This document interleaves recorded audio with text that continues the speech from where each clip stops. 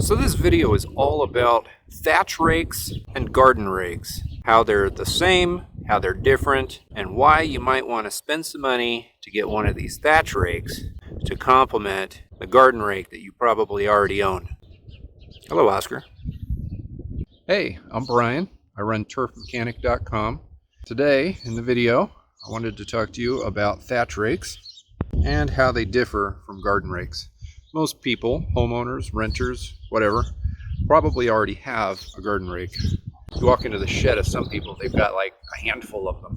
Thatch rakes, on the other hand, are very different. Not a lot of people have them, and the people that do have them usually, they care quite a bit about their yards.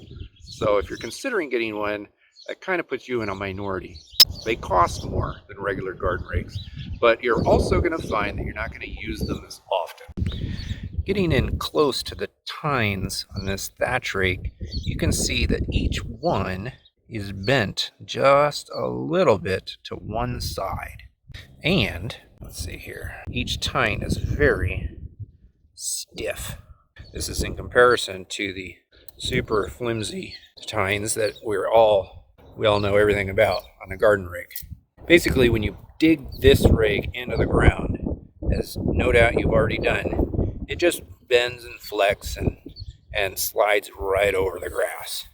Pulls up leaves, anything that's loosely attached to the ground, even a matted in leaf, you kind of got to dig in a little bit to get them all out. This, however, because it doesn't flex at all, and these little tines are bent a little bit, when you dig this into your turf, it will go under the grass blades and scrape the ground, and it will not flex. It'll get a little bit under a leaf or a layer of thatch, the dead grass, and rhizomes, and miscellaneous material that's under the grass turf and sitting on the soil. These little wings will pull that material up off of the ground. Basically, if you've got thatch, you've got a thick layer of dead grass, or you've got lots of matted leaves, this rake is going to pull it off the ground very, very efficiently. I say efficiently with a grain of salt. The rake will work very, very efficiently, but you will be exhausted very, very quickly. Most people find using a thatch rake to be a love-hate relationship. For one, they cost,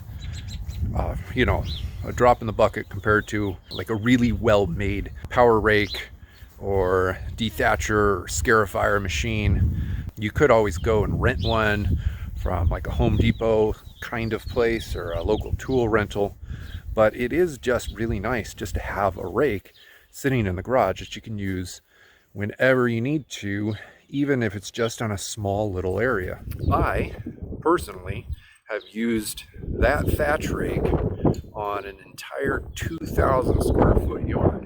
It was utterly exhausting to do it on the entire yard, but I was able to do it in little sections over the course of a month.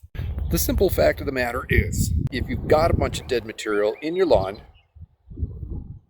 hello Harry, if you've got a bunch of dead material in your lawn, whether it's actual thatch or it's just a lot of dead grass, or matted leaves, whatever it is, a regular garden rake will get it up very, very slowly and inefficiently, and no matter how much you work, no matter how hard you dig into the ground, you're just only going to get a fraction of the material up.